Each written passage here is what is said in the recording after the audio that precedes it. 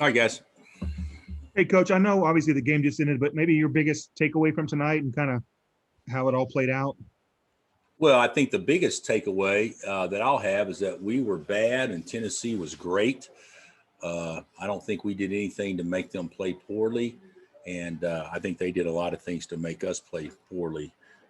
I don't think the score was a true indication of a lot of things because we could make a shot, and sometimes I think it gets a little misleading when you take shots and if they're good shots and they don't go in, and then you look at them, they took good shots, but they had some guys, I think they're shooting like 31 or 32% for the year, and to come out and shoot the ball like that, they saw a big basket all night. That's on us, but give them credit. They played a really good basketball game. Even Rick said that after the game, and we didn't. We obviously didn't play very well, but we didn't rebound. We didn't do the things that good teams have to do, especially on the road. Uh, uh, get off to a good start would be one, but make the other team play poorly, and that was the biggest takeaway I'll have. I don't think this was a as meaningful a game for either team as probably what a lot of people think it would be. Uh, but they had us scouted now.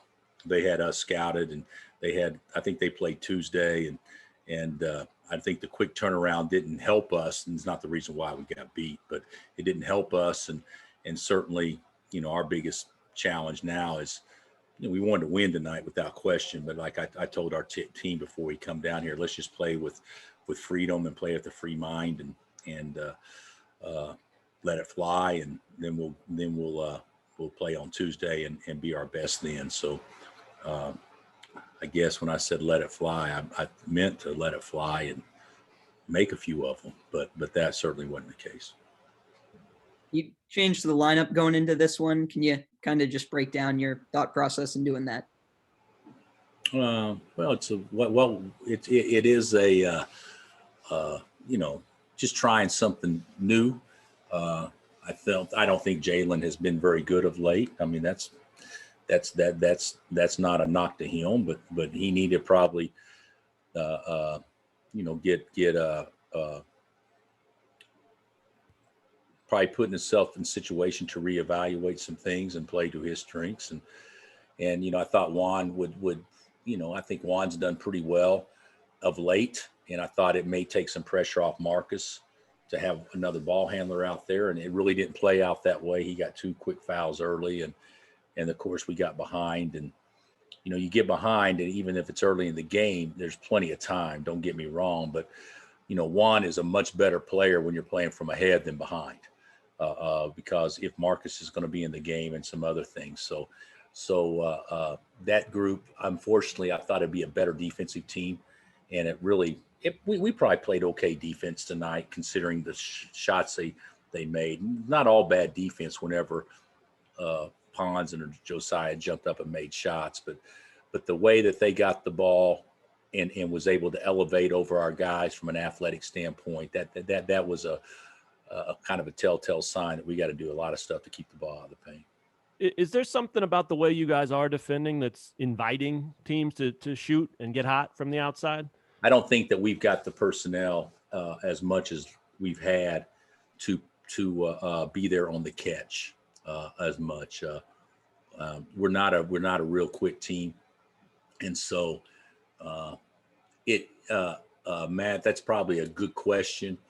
More inviting would probably be the answer, but when you allow a guy to catch the ball on the line and you close out short, it's a pretty, it's a relatively in rhythm type shot, and Sure. And that's what we did. We need to make them catch it a step further out and then close out short, and at least with some guys, based on scout report, and we don't do that much. We don't do much to play our man after before he catches it.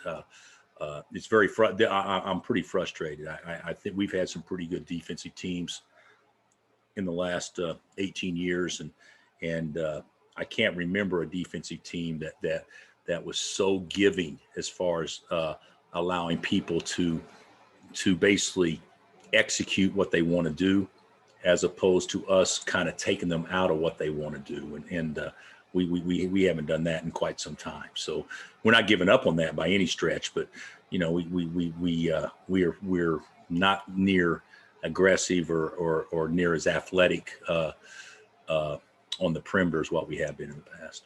Hey, also real quick before we get too far away from it, in the opening there, you mentioned just come down here, play, let it fly, go hard. Did you see the effort and energy you wanted, or was that hard to come by tonight? I think whenever you get down and you get frustrated, I think things kind of go away a little bit. I haven't. I mean, I may not even watch this one. But I think that it's a situation where I don't think our effort and energy was poor. I think our mindset going into the game was good. We actually had a good day today. But I just don't feel like that when things don't go well, that we handle the adversity quite as well as what we need to, or don't adjust to what we need to do during the course of a game, especially early on. And, that put us behind the 8 ball right off the bat. But I don't want to comment and say our energy was bad. I'm not sure it was bad. I don't think it had a chance to look to be good just because they were so good offensively tonight. Sure. Thanks. What can you do? Oh, sorry. What can you do when you have guys that are dealing with confidence issues? Maybe have an outside person come visit with us. Maybe I've never been big on that. Maybe get them with some people that are experts and that kind of stuff. But I always thought the way that you deal with it is you play your way through it. And we do have some guys that are struggling with that. It's to me, it's some guys need to play well. In order to play well, they probably need to make some shots or make a percentage of shots. And I don't think that I intentionally, I don't think that we pressure kids to have shots to play well, because every time I talk to the guys, you don't want to be that guy that you have to make shots to play well. You want to be a guy that can help a team win regardless of situations. And I think we worry too much about maybe making shots, and then it totally deflates us where we're not the same player in other areas. We'll emphasize the same things over and over and over, and we'll get it back. We'll get it back. But the last 2 games have been, it's been hard to watch offensively. But I don't know that against TCU we hung 18, and tonight we hung 26 at halftime. So that's not a way to start a basketball game. Hey, Coach, I know you've already talked about it a little bit, but about the 3-point shooting. Just overall your thoughts on like Ochai Agbaji's 3-point shooting tonight. Obviously, CB not having the greatest night from 3. They were 1 for 13. Yeah. So yeah, and if you've watched us play, when we played well, we've actually shot a pretty good percentage from 3. So this year we're probably a 35% 3-point shooting team, 34, 35, but in order to be that, your best 2 shooters need to probably make a better percentage. I actually thought Ochai was aggressive early. I think he shot 3 threes in 1 possession, if I'm not mistaken. I thought that was fine. I knew the third one would go in. At least I really thought it would.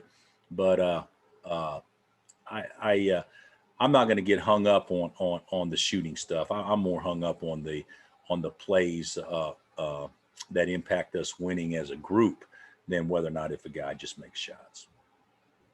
Hey, what do you all need from? Oh, go ahead. Coach, I know you talked about it a little bit, but overall, what did you make of Dewan's performance tonight in his second career start?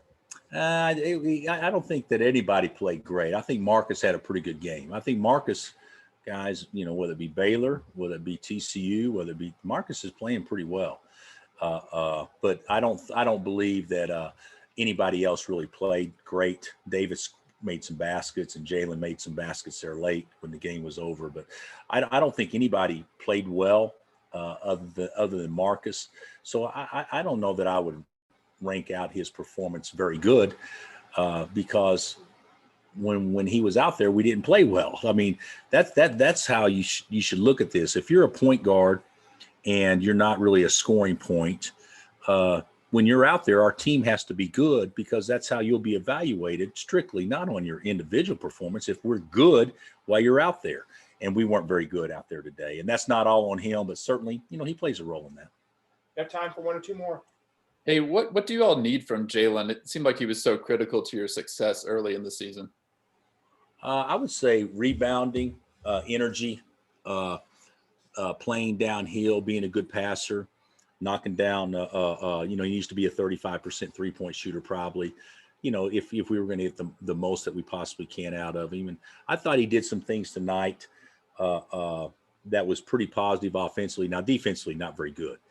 Nobody was, and guys caught it and shot it on us. But if he could get to the point where he could play his man before he caught it, so he didn't catch it in a situation where he had to be pressured, because right now that's pretty hard on some of our guys to actually take away the three if they catch the ball on the line, and we just need to force them to catch it a step further out so that you can play them as a driver but I think that everybody needs to play just a little bit better, but with him, obviously playing with the swagger that he played with early would be very beneficial. Tyon seems to be coming on. Are you gaining confidence in him?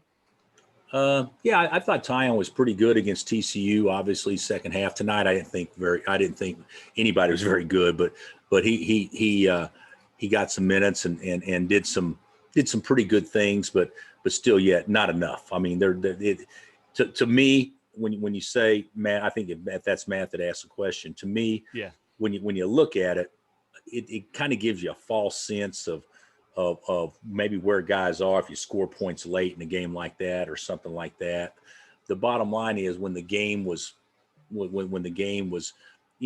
still in play, I'm not sure we did the things that a team does in order to put guys in the position to have success. And I would put Tyon in there too. I think Tyon does some good things, but I don't think, activity level, offensive rebounding, he got fouled on a couple of drives that were really bad plays that turned out okay because they bailed us out by fouling us. But I think that's what happens when we get kind of locked up. People try to go make plays to help us, and I think he's trying real hard at that. But sometimes helping us is not consistent with doing it as a group. We make it easier. Sometimes we're just out there alone on an island. And I felt like that's what we were tonight. And I'd say that about everybody. All right, Coach. Thank you. Bill, Coach Bill, Gustavo Tomaselli, WTK 90.3, The Rock, Knoxville. It's a pleasure speaking to you. So how do you see this playing, back-to-back years with Tennessee, a team that is kind of emerging this decade in terms of college basketball? How do you see play, last year and then this year to a team coached by Rick Barnes?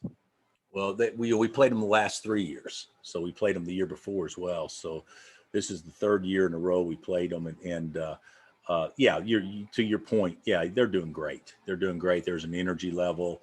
The players really share. They've recruited really athletic guys that